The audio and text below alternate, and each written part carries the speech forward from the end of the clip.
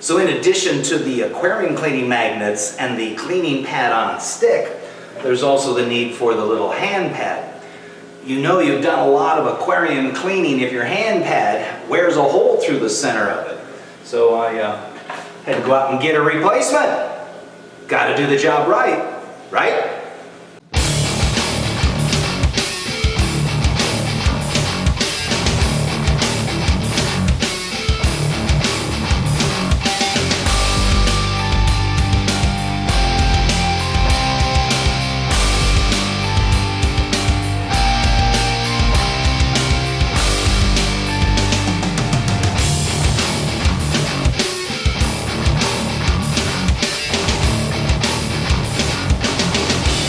So we've now got the front of the tank cleaned, we've got the inside of the tank cleaned. We're now ready to do the water change and vacuum the gravel. This particular tank gets a 30-gallon water change. It's a goodly sized water change, partly because I was trying to dilute nitrates and phosphates, but that really doesn't work. Partly because I could use a lot of that volume or water in the process of siphoning out the water to siphon out some of the old algae. To be honest with you, that was probably the main motivating factor right there. But regardless of what my intent was, the tank does get a 30-gallon water change, so we're going to go ahead and start siphoning that out. We'll also vacuum the sand and suck some more of that algae up. And while it's only a short distance to a toilet that's directly behind the tank, you'd think I could siphon the water directly into it, and the answer is yes, I could. But the reality is this tank, unlike, say, the fancy cylinder tank, I know exactly where to drop the water level in the cylinder tank so that I can pump back 100 gallons of water, as well as with that big 400-gallon bow front. But this tank, because I service it from the back, I really don't know where it is that I would stop siphoning water out at for 30 gallons. And so what I'll end up doing, as I have for years now, is siphon it into 5-gallon buckets. At least this way I can measure the amount of water coming out of the tank so I can match the same amount going back into the tank. And so with that said, let's get to work.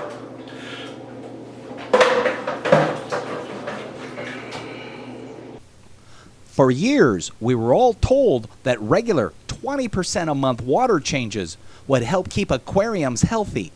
We all assumed that this applied to living coral reef tanks as well. Wrong. Water changes will not keep up with the rise of phosphates or nitrates in your aquarium. To effectively control these nutrient levels, one must employ some means of nutrient removal from day one. Previously, we discussed the application of biopellets, and you've seen my recent installations and retrofits of aquarium algae scrubbers. Let's now consider GFO. This is granulated ferric oxide. It's a form of iron that attracts phosphates into itself. It looks like coffee grounds. It's my plan to add a small canister that contains this GFO media to this 10-year-old former living coral reef. So now with 30 gallons of old dirty water removed from the system, it's time to replace that water with new salt water. For my aquarium maintenance business, I use, and have for 20-some years, real ocean water. I can transport it in a 100-gallon container or multiple 5-gallon jugs. The size of the water change should equal what it would take to clean your gravel area and any direct vacuuming of dirty, silty, or algae-covered areas, as well as allow for replenishment of emptied canister filters or protein skimmers.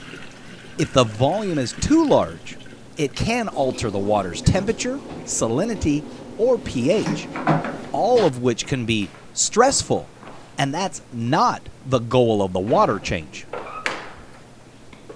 In addition to the actual water change, you'll also want to double check the salinity beforehand as well as after the water change, so as to confirm if the addition of fresh water is needed to compensate for evaporation of the salt water.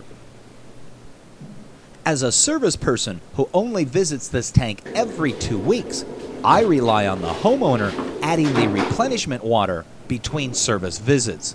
I leave him a number of small containers with fresh water so that he can easily and conveniently replenish that water when it's needed. So now that the tank is clean, I want to go ahead and put those coral decorations back in. And all those decorations go back in one at a time. When it comes to aquarium decorations, there are many choices. These range from plastic to live plants, sunken pirate's treasure chest to colorfully casted plastic corals, as well as molded coral reef inserts. I prefer the natural coral skeletons. Their colors won't fade, they'll tolerate the bleach cleaning, and they look just like the real thing. Because they are the real thing. Most of my aquarium service customers have 2 sets of these corals. This allows me to have a clean set available at the time of each aquarium service. And so with the tank clean and redecorated with the coral decorations, it's now time to clean that algae filter. So here's my algae filter. You can see it's got an abundance of algae growing inside of it. It's kind of a U-shaped spray bar with a screen that droops or drapes between the 2 spray bars. It grows obviously an abundance of algae on it. It's illuminated by that security light, which probably isn't strong enough. And there may not be adequate flow or enough water flow in there, but you can certainly see it's growing an abundance of algae, and the water is certainly flowing over the top of it. It sits in this reservoir or tub, a Rubbermaid tub, and I'm going to call it an algae filter. It was kind of a pseudo-algae scrubber. What I want to do now is remove this spray bar with screen, take it outside and clean that algae off. Okay, so here's the screen and spray bar. You can see the algae growing on there. And I'll set this down in the bucket. And we'll go ahead and clean that screen outside. Using a flat edge scraper, I will scrape off the algae from the screen.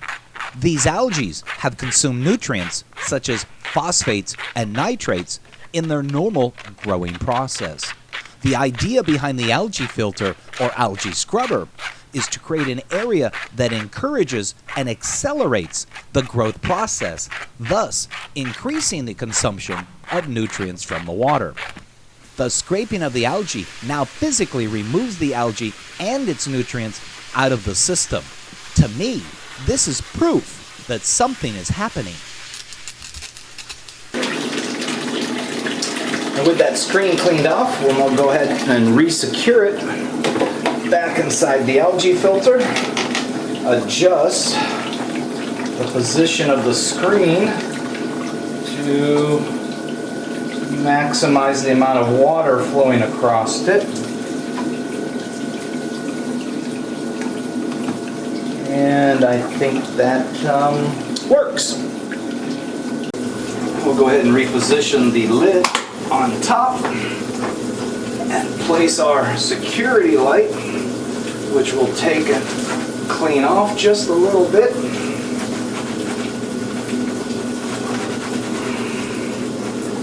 Make sure the light can get through there.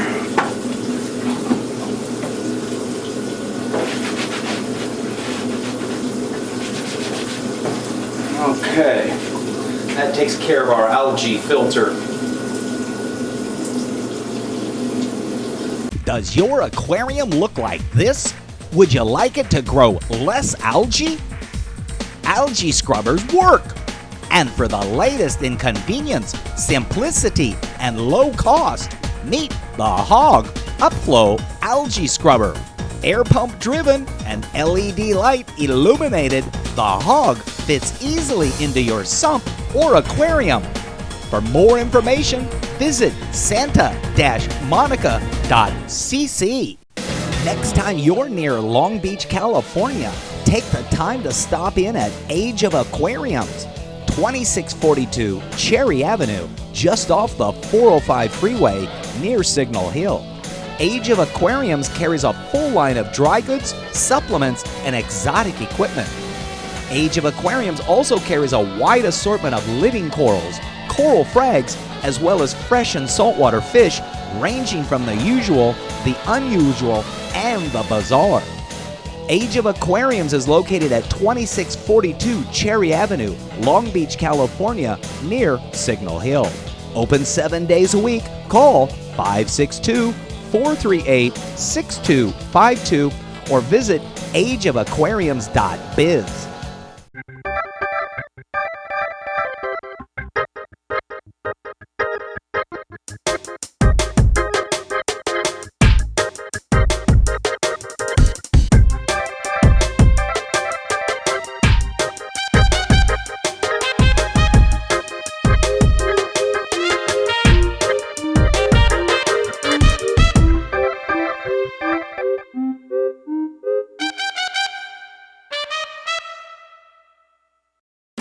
Reef Hobbyist magazine believes that our hobby, our fellow hobbyists, and the animals in our care are best served by the free distribution of quality information. Reef Hobbyist magazine provides hobbyists with critical husbandry information with an emphasis on marine ornamental breeding efforts. Reef Hobbyist magazine is available for free in local fish stores across the country, or you can subscribe at www.reefhobbyistmagazine.com.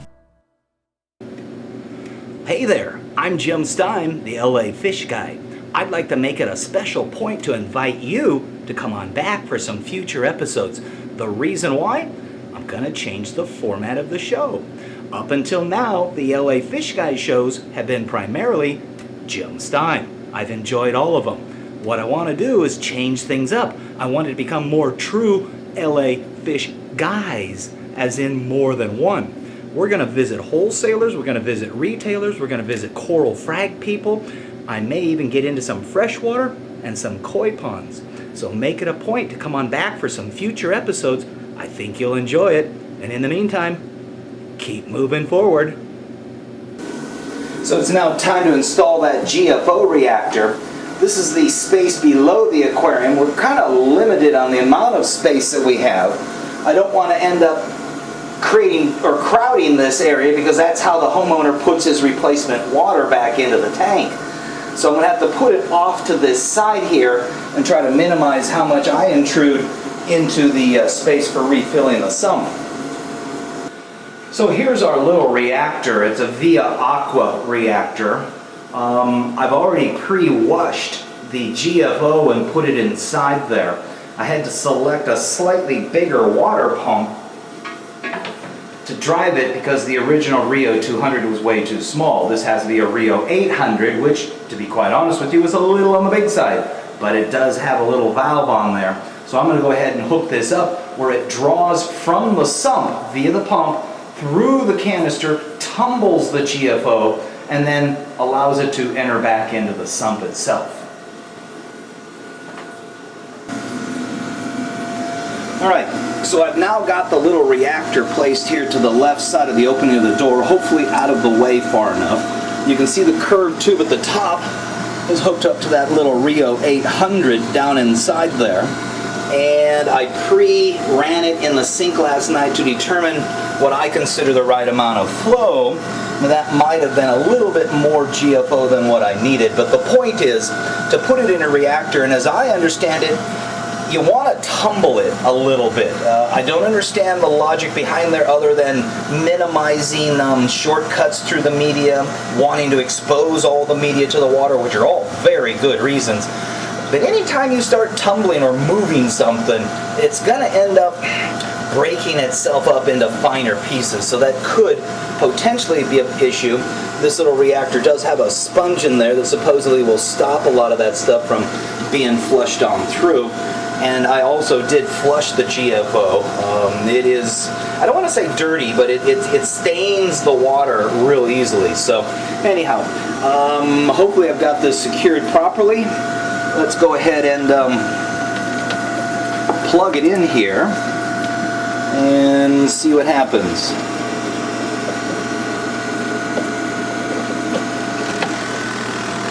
Okay, I can hear the pump inside there running, but I don't see it pumping any water in there yet, so let's see what I can do to help it out here. Nope, hold it, there it goes. Took it a moment to prime. You can see it's pushing the media up, and it is tumbling to a certain degree. Yeah. Tumbling like a, what would you call that stuff we used to do? Fluidized filter bed. And then there's a wad of media sitting here at the top with a sponge holding it back. And then it appears to be flowing back into the sump. So I think what we'll do is we'll make a quick phosphate and nitrate test to kind of get ourselves in ground zero. I need to drop that water level now that I've filled the reactor a bit. Drop the water level so that down to here, because if I leave it higher and the power were to go off, it's quite possible that the sump could overflow, and we don't want that. Even though there's a floor drain right here, my luck, the water will go the other direction into the drywall, and we just don't want to do that. So having predetermined where the water level, running water level is, let's strive to keep it at that point.